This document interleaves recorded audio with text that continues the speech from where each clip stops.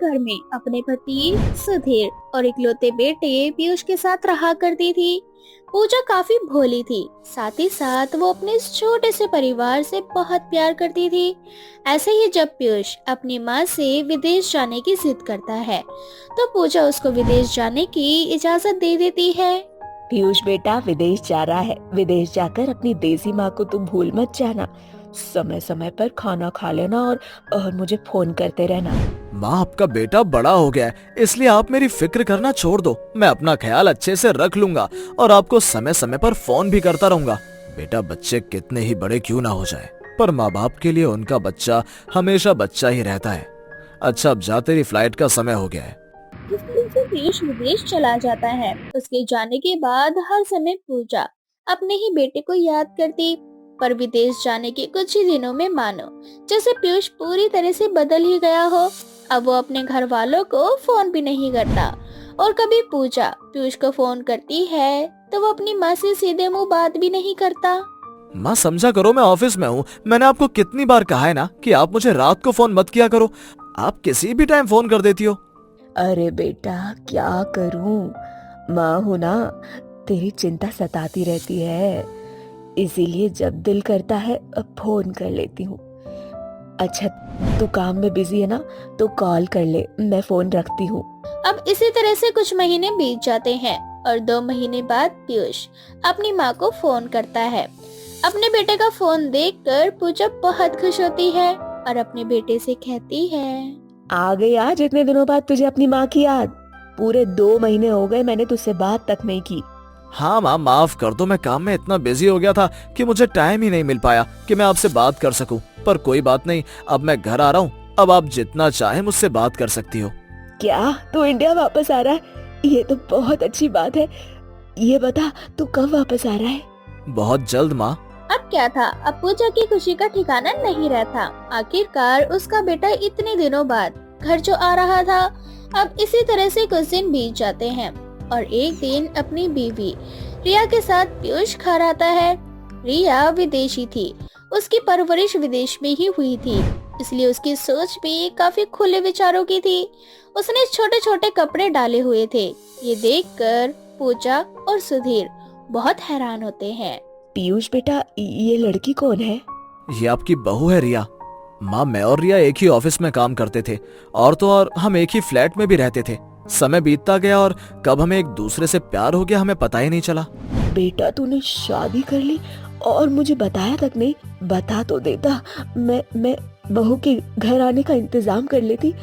पर कोई बात नहीं, तुम यहीं रुको, मैं अभी बहू का गृह प्रवेश करवाती हूँ। इतना बोलकर पूजा की थाल और कलश लेने के लिए रसोई घर में जाती है। पर ये क्या, जब तक पूजा की थाल और कलश लेकर बाहर आती, तब तक पूजा देखती है कि उसकी बहू घर के अंदर आ चुकी है और सोफे पर बैठकर आराम से अपने ही ससुर के सामने सिगरेट पी रही है। देख लो पूजा, अपने बेटे को लाड़ प्यार करने का नतीजा। हमारे घर में ये विदेशी बहू लेकर आया है। मुझे बहू के विदेशी होने से हर्ज नहीं है, पर ऐसी बेशर्म विदेशी बहू मुझे नहीं चाहिए जो अपने ही ससुर के सामने इस तरह की हरकत करे। माँ, पापा को समझाओ ना, रिया विदेश में पली बड़ी है, वहाँ पर इस तरह से कोई नहीं रहता। वहाँ ससुर सास जेठ जेठानी सब एक समान होते हैं और सब ऐसे साथ में बैठकर सिगरेट और ड्रिंक करते हैं। इसमें कोई बड़ी बात नहीं है। विदेशी लोगों के लिए ये बात बड़ी नहीं होगी, पर हम देसी लोग हैं, हमारे यहाँ ये बातें बहुत बड़ी हैं। और ये लड़की अब इस घर की बहू है, इसलिए इसे समझा दो कि अपनी बेशर्मी अपने विदेश में छोड़ कर आए। मुझे तो समझ नहीं आ रहा, मैंने ऐसी कौन सी बेशर्मी कर दी जिससे तुम्हारे पापा का मुंह सड़ा हुआ है। वो तो ऐसे ही नाराज होते हैं। बहू, तुम जाकर फ्रेश हो जाओ, और एक बात, अपने ससुर के सामने इस तरह सिगरेट या नशे वाली कोई चीज मत करना। हाँ? रिया अपनी सास की बातें अनसुनी करके वहाँ से चली जाती है और सुधीर भी वहाँ से चला जाता है। अगले दिन सब नाश्ते के टेबल पर खाना खा रहे होते हैं। तभी सुधीर पूजा से कहता है, तुम्हारी बहू अब तक उठी नहीं क्या? उसे नाश्ता नहीं करना? वो शायद थक गई है, तभी तो अब तक नहीं उठी। पर आप गुस्सा मत कीजिए, मैं उसे उठा कर लाती हूँ। पूजा रिया को उठाने के लिए जा ही रही होती है कि तभी रिया मैक्सी पहनकर आती है और पीयूष को हक करके उसे किस करने लगती है। ये देखकर सुधीर अपना गुस्सा कंट्रोल नहीं कर पाता। इस लड़की को जरा भी शर्म नहीं है। पूजा, जितनी जल्दी हो सके तुम अपनी इस बेशर्म विदेशी बहू को यहाँ के तौर तरीके सिखा दो। आप शांत हो जाइए वरना आपकी तबीयत खराब हो जाएगी। पूजा के कहने पर सुधीर अपना गुस्सा कंट्रोल करके वहाँ से चला जाता है। अब ऐसे ही कुछ दिन बीत जाते हैं और मोहल्ले की कुछ औरतें रिया को देखने आती है। पर मोहल्ले की औरतों के आते ही रिया लाउड स्पीकर चलाकर उनके साथ इंग्लिश गानों पर डांस करने लगती है और जबरदस्ती मोहल्ले की औरतों को भी नचवाती है, जिसके बाद मोहल्ले की सारी औरतें पूजा को ताने देने लगती हैं। पूजा बहन, तुम बहुत भोली हो, पर तुम्हारी ये बेशरम विदेशी बहू ना बहुत चालाक है। अगर तुम इसे लाइन पर लेकर नहीं आई ना तो तुम्हें धक्के मारकर घर से बाहर निकाल देगी। देखो देखो कैसी बेशरम लड़की है, सभी मोहल्ले की औरतों के सामने कैसी नशा कर रही है और नशे में झूम रही है। यू ब्लडी गली की औरतें, तुम्हें क्या लगता है मुझे हिंदी नहीं आती? और वैसे भी अगर मेरी सास को मुझसे कोई प्रॉब्लम है ना तो तुम कौन होती हो मुझे शर्म सिखाने वाली? रिया बदतमीजी पर उतर आती है और पूजा आज पहली बार एक बड़ा फैसला लेती है और सभी के सामने अपनी बहू को एक तमाचा लगाती है। बहुत दिखा ली तूने अपनी बेशर्मी, अब मैं तेरी ये बेशर्मी और बर्दाश्त नहीं करने वाली। तू इस घर की बहू है, इसीलिए तुझे यहाँ के तौर तरीके सीखने होंगे। अगर तूने यहाँ के तौर तरीके और रहन सहन नहीं सीखा तो मैं तुझे और अपने बेटे को इस घर से धक्के मार कर निकाल दूंगी। फिर विदेश की गलियों में दर दर की ठोकरें खाते रहना तुम दोनों। शाबाश पूजा, आज तुमने बहुत सही फैसला लिया है। अगर तुमने आज भी अपनी बहू को ये तमाचा ना मारा होता तो तुम्हारी बहू इज्जत की तुम्हारी धज्जियां उड़ा देती, और इस तमाचे से लगता है कि अब तुम्हारी बहू की अकल ठिकाने आ जाएगी। माफ करना बहन, मेरी बहू की वजह से तुम्हारे दिल को ठेस पहुंची। तुम तो यहाँ बस मेरी बहू को देखने के लिए आई थी, पर मेरी बहू ने तो। पूजा बहन, तुम क्यों माफी मांग रही हो? तुम्हारी इसमें कोई गलती नहीं, बल्कि तुमने तो आज बहुत अच्छा फैसला लिया है। और वैसे भी सारी गलती तुम्हारी इस बेशरम विदेशी बहू की थी, पर अब मुझे लगता है कि तुम अपनी विदेशी बेशरम बहू को सुधार लोगी। बस तुम ऐसे ही रहना। हाँ, पूजा का ये रूप देखकर रिया डर जाती है, जिसके बाद रिया फिर कभी बेशर्मी की हद पार नहीं करती और अपनी सास की सारी बातें मानती है। सुनीता की 3 बहू थी। सबसे बड़ी बहू काजल, दूसरी बहू नेहा और सबसे छोटी बहू भावना। सुनीता अपने दूसरे नंबर वाली और सबसे छोटी बहू से बहुत प्यार करती थी, क्योंकि उसकी दोनों बहुएं गोरी थी। वहीं दूसरी ओर सुनीता अपनी सबसे बड़ी बहू काजल को एक फूटी आंख पसंद नहीं करती थी, क्योंकि उसका रंग काला था। ऐसे ही एक दिन। माँ जी, आपकी सुबह की चाय और आपका न्यूज़पेपर। अरे कल मुही कहीं की, तुझे कितनी बार बोला है कि जैसी तू काली है ना वैसी काली चाय मुझे मत दिया कर। ये चाय ले और जाकर मेरे लिए दूसरी चाय बना कर ला। अरे माँ जी, ये जैसे काली है वैसे हर चीज भी तो काला ही बनाएगी ना। आखिर इसे काला रंग इतना पसंद जो है, और पसंद क्यों ना हो क्योंकि ये खुद भी तो काली है। ये बात तो आपने बिल्कुल सही कही दीदी। अब इनका रंग हमारी तरह गोरा तो है नहीं जो ये माँ जी के लिए गोरी चाय बनाकर लाए। अरे ओ मेरी प्यारी काली दीदी, तुम रहने दो, आज हम माँ जी के लिए चाय बना देते हैं।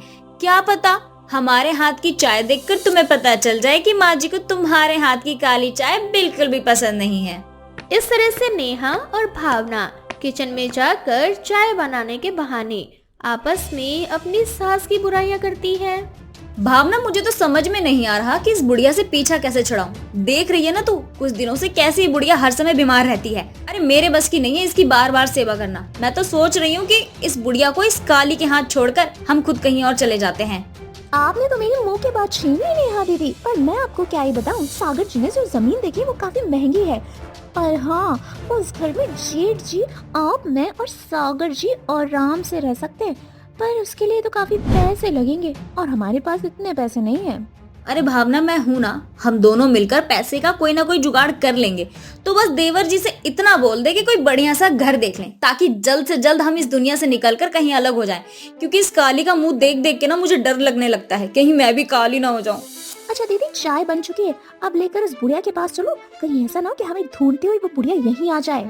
अब ऐसे ही कुछ दिन बीत जाते हैं और समय के साथ सुनीता अपनी दोनों गोरी बहुओं पर प्यार लुटाते तो वही अपनी बहू काजल को हमेशा भला बुरा सुनाती। ऐसे ही एक दिन सुनीता अपनी दोनों बहुओं के लिए काफी महंगी साड़ियाँ लेकर आती है। माँ जी, ये साड़ी तो सच में बहुत सुंदर है। माँ जी, वैसे ये साड़ी कितने की है? काफी महंगी लग रही है। अरे मेरी प्यारी दोनों बहुएं, तुम आम खाने से मतलब रखो ना, गुटलियां क्यों गिनती हो?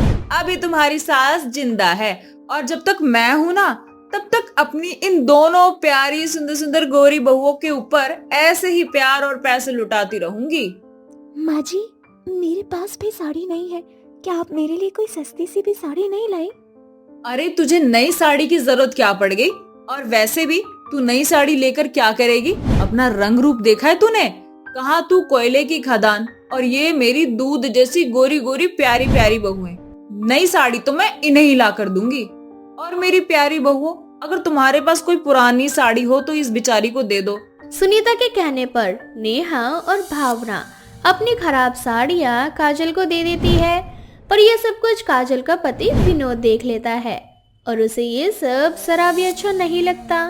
बस बहुत हो गया काजल, आखिर कब तक मेरे घर वाले तुम्हारे रंग के लिए तुम्हें कोसते रहेंगे? इन लोगों ने तुम्हें नौकरानी बनाकर रखा है ना ही तुम्हें सही से खाने को देते हैं और ना ही पहनने को। अब मुझसे बर्दाश्त नहीं हो रहा। इस घर का खर्चा मैंने उठाया है और घर तुमने संभाला है, पर फिर भी हमारी कदर नहीं है, इसलिए हम इस घर में अब नहीं रहेंगे। विनोद जी, आप कैसी बातें कर रहे? मेरा ससुराल है ये और आपका घर, और हम माँ जी को छोड़कर कहाँ जाएंगे? आखिर हमारे अलावा उनका है ही कौन? भूल जाइए सारी बात, मैं खुश हूँ। काजल के समझाने पर विनोद शांत हो जाता है। अब ऐसे ही कुछ दिन बीत जाते हैं और एक दिन सुनीता की दोनों प्यारी बहू उससे कुछ पैसे मांगने के लिए आती है। अब जैसे ही सुनीता अपनी तिजोरी खोलती है तो उसकी आंखें फटी की फटी रह जाती है। हे भगवान, मेरी तिजोरी कौन साफ कर गया रे? अरे कल रात को ही पैसे से लपालप भरी हुई थी मेरी तिजोरी। अरे सुबह होते ही खाली कर दिया किसने? माँ जी, आपकी तिजोरी में मेरे और भावना के भी गहने रखे हुए थे, सिवाय जेठानी जी के, और हो ना हो तिजोरी के पैसे और गहने भी इन्होंने ही चुराए होंगे। नेहा, भावना, मेरे पास कोई गहने नहीं। आज तक माँ जी ने मुझे कुछ दिया ही नहीं जो मैं उन्हें तिजोरी में रखने के लिए देती। और भला मैं तिजोरी में से गहने और पैसे निकालूंगी? और भला मैं क्यों तिजोरी से गहने और पैसे निकालूंगी? तिजोरी की चाबी तो हर समय माँ जी के ही पास रहती है। अगर आप सबको ये लगता है कि काजल ने चोरी करी है तो हमारे कमरे की तलाशी ले लीजिए। अब सुनीता पूरे घर की तलाशी लेती है पर उसे गहने और पैसे कहीं नहीं मिलते। ये सदमा सुनीता को बर्दाश्त नहीं होता और उसे हार्ट अटैक आ जाता है। फिक्र मत कीजिए, छोटा सा हार्ट अटैक आया है, शायद इन्हें कोई गहरा सदमा लगा है, पर आप लोगों से विनती है कि अब आप लोग इन्हें किसी भी प्रकार का कोई सदमा ना पहुंचने दें और अच्छे से इनका ख्याल रखें। इतना बोलकर डॉक्टर्स वहाँ से चले जाते हैं और काजल अपनी सास का ख्याल रखने लगती है। अब पहले से सुनीता खुद को बेहतर महसूस करती है और एक दिन उसकी दोनों लाडली बहू आकर उससे कहती है, माँ जी, आज शाम तक हम इस घर को छोड़कर कहीं और चले जाएंगे। हम दोनों देवरानी जेठानी ने एक नया घर खरीदा है, अब से हम वहीं रहेंगे। आप जेठानी जी के साथ रहना। और हाँ माँ जी, हम आपसे वादा करते हैं कि जब हम बड़ा घर लेंगे ना, तब आपको भी अपने साथ रख लेंगे। तब तक आप जेठानी जी के साथ ही रहना। इतना बोलकर नेहा और भावना हंसती हुई वहाँ से चली जाती है, क्योंकि सुनीता काजल को जरा भी पसंद नहीं करती थी, इसलिए वो उसके साथ भी नहीं रहना चाहती थी। नहीं, मैं अपनी काली बहू के साथ तो नहीं रह सकती। मैं अपनी दोनों गोरी बहुओं से कह देती हूँ काजल और विनोद को इस घर से निकाल दें, ताकि काजल के जाने के बाद हम तीनों सास बहू आराम से इस घर में रह सकें। इतना सोचकर सुनीता बात करने के लिए अपनी दोनों बहुओं के पास जाती है और जैसे ही दरवाजे पर पहुंचती है तो वो अपनी दोनों बहुओं की बात सुनती है। सच में दीदी, बुढ़िया तो माला माल थी। अब बुढ़िया को कभी पता नहीं चलेगा कि उसकी तिजोरी की सफाई हम दोनों ने करी है और उन्हीं पैसों से हमने अपना घर लिया है। अब हम चले अपने नए घर में और बुढ़िया रहेगी अपनी काली कुरूठी बहू के साथ। इन दोनों ने मेरे साथ कितना बुरा किया, कितना भरोसा किया था मैंने इन दोनों पर, लेकिन इन दोनों ने मुझे धोखा दिया। मैंने हमेशा काजल बहू के साथ कितना गंदा व्यवहार करती रही, उसके ऊपर चोरी का इल्जाम लगाया, लेकिन फिर भी आज काजल बहू ने मेरा साथ दिया। वो मुझे कभी छोड़कर नहीं गई और ये दोनों मेरे पैसों पर अपना आशियाना बना रहे थे। कोई बात नहीं, अब मैं अपनी गलती सुधारूंगी काजल बहू के साथ रहकर। अपनी लाडली बहू की बातें सुनकर सुनीता की आंखें खुली की खुली रह जाती है और उसे समझ में आ जाता है कि रंग रूप में कुछ नहीं रखा। इस तरह से उसकी दोनों लाडली बहू घर छोड़कर चली जाती है और फिर कभी वापस नहीं आती। तो वहीं दूसरी ओर काजल अपनी सास का बहुत अच्छे से ख्याल रखती है और इस तरह से सुनीता के मन में अपनी दोनों गोरी बहुओं के लिए नफरत और काजल के लिए प्यार पैदा हो जाता है। कामिनी ट्रेन में बैठकर अपने घर आगरा तक का सफर तय कर रही होती है। सभी लोग ट्रेन में यात्रा कर रहे होते हैं। जैसे ही रात के 10 बज जाते हैं, सभी लोग ट्रेन की सारी खिड़कियों को बंद कर देते हैं, ट्रेन का दरवाजा भी बंद कर देते हैं और सभी लोग अपनी अपनी सीट पर सो जाते हैं। कामिनी को ये सब देखकर अजीब लगता है। तभी वो अपनी सीट के साथ में बैठे हुए व्यक्ति, जिनका नाम महेश होता है, उनसे कहती है, बड़े अजीब लोग हैं यहाँ पर, इतनी जल्दी कौन सोता है भला, और ट्रेन में कैसे नींद आती है। ये लोग तो 10 बजे ही पूरी की पूरी ट्रेन को शांत कर दिए। पूरी ट्रेन में ऐसा कोई भी नहीं है जिसने ट्रेन की विंडो बंद ना की हो। क्या आप पहली बार इस ट्रेन से आगरा तक का सफर तय कर रही हैं? हाँ जी। तभी आप इस बात से अनजान हैं। कैसी बात? तभी ट्रेन एक स्टेशन पर जाकर रुकती है और कामिनी ट्रेन की विंडो खोलने लगती है। महेश कामिनी को मना करता है, मगर कामिनी उसकी बात पर इतना ध्यान नहीं देती और वो ट्रेन की विंडो खोल देती है। वो ट्रेन से स्टेशन की ओर देखती है कि पूरा का पूरा स्टेशन खाली होता है और उस स्टेशन पर बस एक ही औरत चाय बेच रही होती है।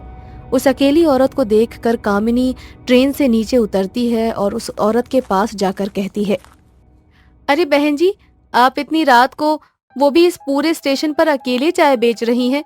दाद देनी पड़ेगी आपको तो। चाय चाहिए आपको? हाँ, मुझे एक कप गर्मा गर्म कड़क चाय बनाकर दे दो। वो औरत कामिनी को चाय देती है। कामिनी जैसे ही अपना हाथ आगे बढ़ाती है और वो चुड़ैल में बदल जाती है। कामिनी उसे देखकर डर जाती है। तभी वो औरत कामिनी की ओर बढ़ती है। कामिनी मन ही मन ना जाने कौन सा मंत्र अपने मन में पढ़ने लगती है। उस मंत्र के उच्चारण से वो चुड़ैल वहां से गायब हो जाती है। कामिनी खुद को बचाते हुए ट्रेन में आती है और महेश को सारी बात बताती है। तभी महेश कामिनी से कहता है, वो सब तो ठीक है, मैं इसीलिए तुम्हें बाहर जाने से मना कर रहा था, लेकिन तुम उस चुड़ैल से बचकर कैसे आ गई? वो इसलिए, मैं ऐसी बुरी शक्तियों को अपने वश में करना जानती हूँ। जैसे ही मैं मंत्र बोलने लग गई, वो बुरी आत्मा वहां से गायब हो गई। ये तो बहुत अच्छी बात है कि मैं आपसे मिला हूँ। इस बुरी चुड़ैल ने यहाँ पर बहुत लोगों को मारा है। ये इसी तरह से स्टेशन पर चाय बेचती है और जिन लोगों को इसके बारे में नहीं पता, वो चाय लेने इसके पास चले जाते हैं और ये उनको बहुत बुरी तरह मार कर स्टेशन पर ही फेंक देती है। लेकिन ये ऐसा क्यों करती हैं? I mean, इसके पीछे कोई ना कोई तो कारण जरूर होगा। मैं आपसे रिक्वेस्ट करता हूँ, अगर आप इसमें कोई मदद कर सकती हैं तो आप प्लीज इसका कोई ना कोई सॉल्यूशन निकालिए, क्योंकि ऐसे बहुत सारे निर्दोष लोग हैं जो बेवजह अपनी जान गंवाते हैं। देखो, किसी भी चीज का इलाज करने से पहले उसकी हिस्ट्री जानना जरूरी है, तो आप मुझे बेफिक्र होकर बताइए कि आखिर ये चुड़ैल ऐसा क्यों करती है। महेश कामिनी को चुड़ैल के बीते किस्से सुनाता है और कहता है, सीमा एक गरीब और विधवा औरत थी जो कि स्टेशन पर चाय बेचने का काम किया करती थी। सीमा चाय बेचकर उससे जो भी उसकी बिक्री हुआ करती थी, उसी से वो अपने घर का खर्च चलाया करती थी। ऐसे ही एक रात सीमा को स्टेशन पर चाय बेचते बेचते बहुत ज्यादा रात हो जाती है और वो अपनी बिक्री के सारे पैसे इकट्ठा करके अपने घर जाने लगती है।